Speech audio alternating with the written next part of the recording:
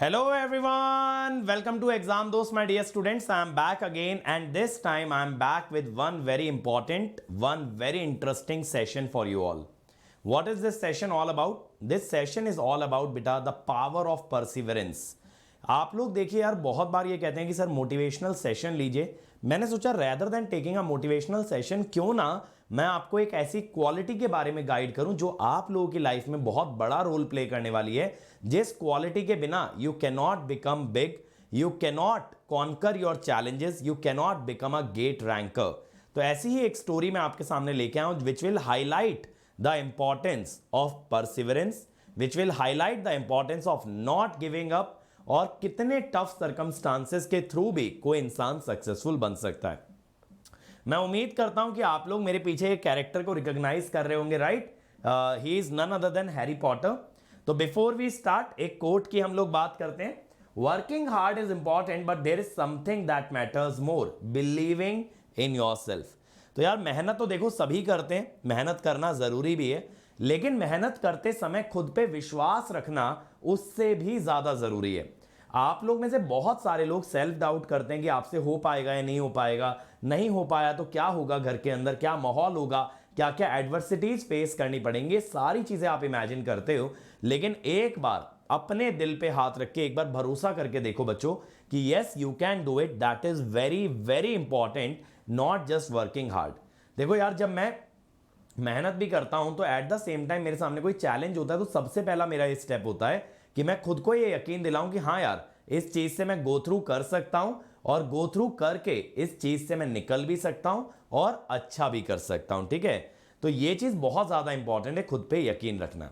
तो आज हम किसकी स्टोरी के बारे में बात करने वाले? क्या हम हैरी पॉटर की कहानी बात करेंगे? नहीं बेटा, आज हम लोग बात करेंगे बच्चों हैरी पॉटर के राइटर के बारे में.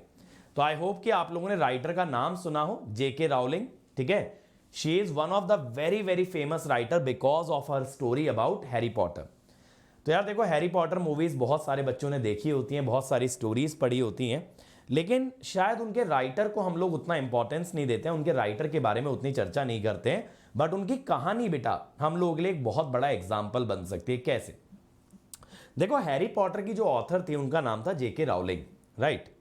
तो क्या हुआ इन द ईयर 1990s, मतलब 90s वाला जो दशक था, जिस ईयर में मैं भी बॉर्न हुआ, अराउंड है ना, उस ईयर के अराउंड मैं भी बॉर्न हुआ. उस दौरान क्या हुआ कि उनका डिवोर्स हो गया. Now she was a single mother. वो अकेली माँ थी जिन्हें बच्चे भी पालने थे, जिन्हें घर के लिए पैसा भी कमाना था, सारी चीजें A to Z बेटा करनी थी. और मैं उम्मीद करता हूं कि आप लोग अप्रिशिएट कर पाते होंगे एक सिंगल मदर का स्ट्रगल कितना बड़ा होता है, राइट? एक सिंगल मदर के लिए दोनों रिस्पॉन्सिबिलिटीज उठाना जरूरी हो जाता है, एज अ फादर भी और एज अ मदर भी. तो ये दो रिस्पॉन्सिबिलिटीज उठा रही थी, but at the same time बेटा उनके पास ना कोई खास अर्निंग का सोर्स नहीं था. She did not have a permanent income. तो कैसे चल रहा था सर सब?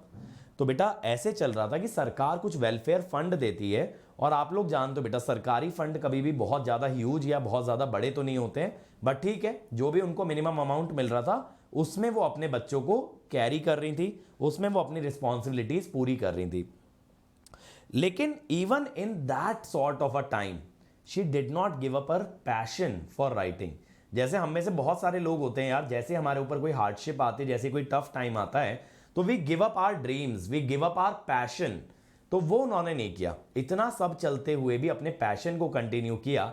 और सोचो यार हम लोग तो कितनी जल्दी एक्सक्यूज बनाए थे कि हम जॉब कर रहे हैं, जॉब के साथ तैयारी नहीं कर पाएंगे, भले ही हम एग्जाम क्रैक करना चाहते हैं, हमारा पैशन है, लेकिन we give up on it. Why? Because we do not have time.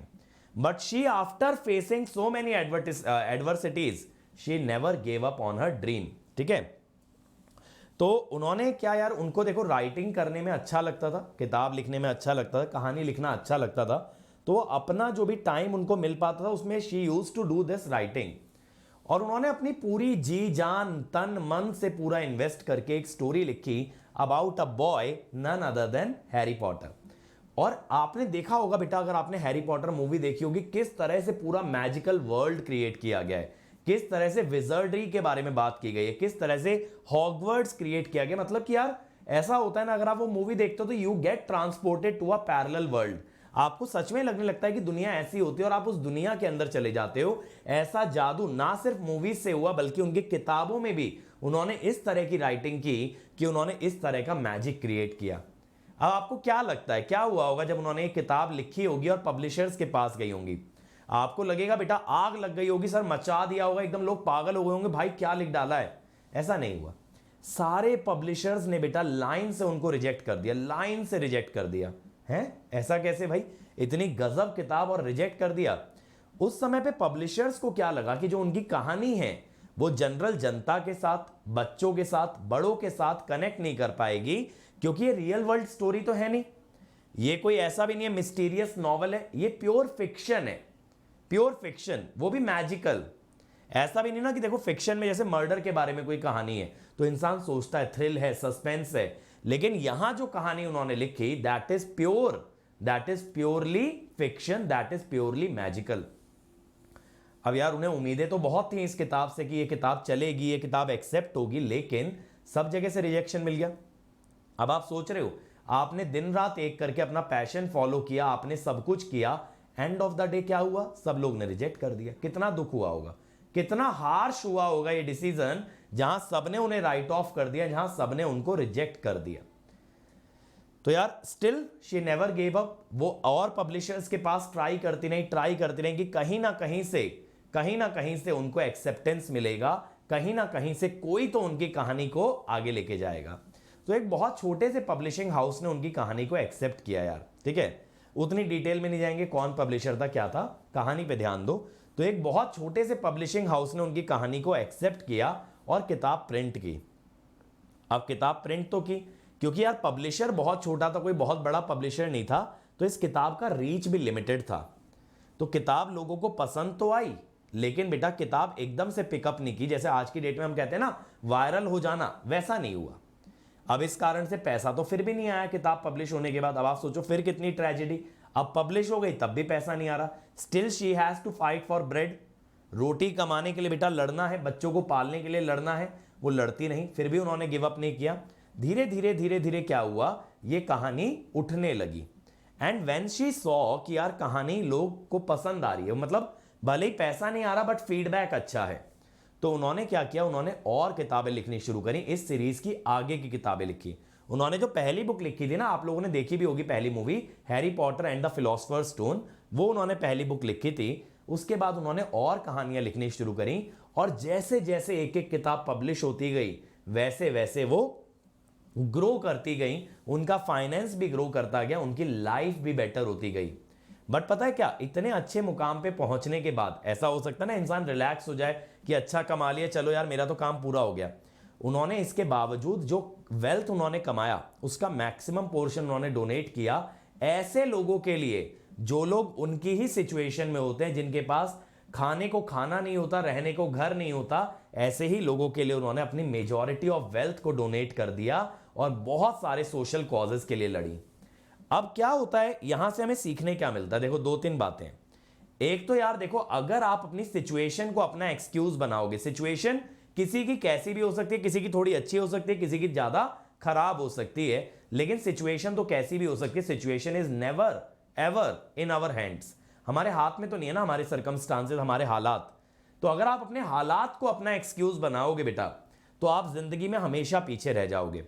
अब देखो कई बार क्या होता है, लाइफ हमें इतना कॉर्नर कर देती है, इतना कोने में ढकेल देती है, the only option that we are left with is to fight. लड़ना ही पड़ता है, क्या करेंगे, नहीं लड़ेंगे तो आगे कैसे बढ़ेंगे। तो ऐसे बेटा जब उनको अपने बच्चों के लिए कमाना था, जब अपने बच्चों का केयर करना था, तो ऑब्वियसली उन्हें अर्न करना ही पड़ता। How could she give up? तो उन्होंने गिव अप नहीं किया। सेम अगर आप खुद को विजुअलाइज करोगे यार कि गिव अप करना is never ever an option, तो how can you give up? Second चीज देखो, कितने सारे पब्लिशर्स ने उनको समझाया किताब मत पब्लिश करो, ये किताब नहीं चलेगी, ये किताब जनता से कनेक्ट नहीं कर पाएगी। वो कोई एक्सपीरियंस्ड ऑथर तो थी नहीं, लेकिन पब्लिशर्स तो एक्सपीरियंस थे, राइट? दे न्यू कि what will work, what will not work. फिर भी क्या हुआ, उनका कन्विक्शन, उनका परसिवरेंस, उनका डेडिकेशन जीता, वो पब्लिशर्स की ओपिनियन नहीं। ऐसे ही क्या होता है, बहुत सारे बच्चे बोलते हैं सर हमारे सीनियर कह रहे हैं नहीं निकल पाएगा 1 साल में, तो सर हमारे सीनियर कह रहे हैं कम से कम 2-3 अटेम्प्ट देने पड़ेंगे, सर हमारे सीनियर्स कह रहे हैं वर्थ इट नहीं है, पीएसयू मिलेगी ही नहीं। बेटा आपके सीनियर्स एक्सपीरियंस तो हैं, आपको तो उतना इंफॉर्मेशन नहीं है जितना उनको है, बट क्या वो हमेशा सही होंगे? नो, ऐसा जरूरी नहीं होता कि कोई इंसान ज्यादा एक्सपीरियंस है तो वो हमेशा सही होगा। अगर आपके अंदर वो लगन है, आपके अंदर वो आग है, वो भूख है बेटा किसी चीज को पाने की, तो कोई भी इंसान आपको कितना भी डाउन कर रहा है, कोई भी इंसान कितना भी आपको ये चीज बोल रहा है कि नहीं हो पाएगा, आप नहीं कर पाएंगे, that does not matter. Matter ही नहीं करता है मेरे भाई। अगर ये मैटर नहीं करता तो सुनने की भी जरूरत नहीं। अगर आपके अंदर से गट फीलिंग, आपका मन ये कहता है ना आप कर सकते हो और आपको करना चाहिए, तो बेटा जरूर करना चाहिए। अब देखो यार, जब मैंने भी डिसीजन लिया था अपना खुद का स्टार्ट करने का, मुझे जितने एक्सपर्ट्स थे, जितने एजुकेशनल इंडस्ट्री के एक्सपर्ट्स थे, सबने मना किया कि आप मत कीजिए, आप नहीं कीजिए, बट मेरा मन अंदर से कहता था नहीं यार करना है। तो कितने भी एक्सपीरियंस लोग आपको कुछ भी सिखा रहे हैं, अगर आपका मन कहीं पे है, आपको लगता है आपको कुछ करना चाहिए, तो definitely go for it, don't stop yourself from doing it. तो 2 चीजें बेटा, एक तो परसिवरेंस, एक नेवर गिविंग अप एटीट्यूड। अगर ये आपके अंदर होगा तो आप कितनी भी मुश्किल सिचुएशंस को ओवरकम कर सकते हो। जो भी आपके मुश्किल हालात हैं उनको एक दीवार की तरह मत देखो, they are just a hurdle. Hurdle को आप जंप करके क्रॉस कर सकते हो। अगर आप ये सोचोगे बेटा पूरी वॉल लगी हुई है आगे तो आप तो क्रॉस ही नहीं कर पाओगे। तो हमेशा ध्यान रखना, लाइफ में कितना भी बड़ा ऑब्स्टेकल हो, बस उससे ऊंची छलांग मारने की जरूरत है, बट आप हर ऑब्स्टेकल को क्रॉस कर सकते हो। अगर आपके अंदर उतना स्पिरिट है, आपके अंदर उतना परसिवरेंस है, तो definitely you can scale any height that you want. ये मेरा आप लोगों को मैसेज है, ठीक है भाई। और अगर कभी डाउन फील करते हो या कोई भी आपके मन में क्वेरी होती है तो आप हमारे व्हाट्सएप नंबर पे भेज दिया करो। डेफिनेटली मैं बच्चों का रिप्लाई करता हूं with the help of a voice note. WhatsApp number नीचे डिस्प्ले हो रहा है 7089047561। और अगर मेरे साथ ये गेट की जर्नी तय करना चाहते हो तो अभी भी हमारे कोर्सेज का प्राइस 27 जुलाई तक 20% कम है। तो अगर आपको ज्वाइन करना है हमारा लक्ष्य बैच या नीव बैच या इलेक्ट्रॉन बैच, तो 20% लेस प्राइस पे ऑफर हो रहा है, फटाफट से ज्वाइन कर लो। और मशीन्स का भी सब्जेक्ट वाइज कोर्स आ गया है, उस पर भी अगर EM20 कोड लगाते हो तो you will get 20% of. Batches पे कोई कोड लगाने की जरूरत नहीं है, बट मशीन्स के कोर्स पे आपको कोड लगाना पड़ेगा EM20।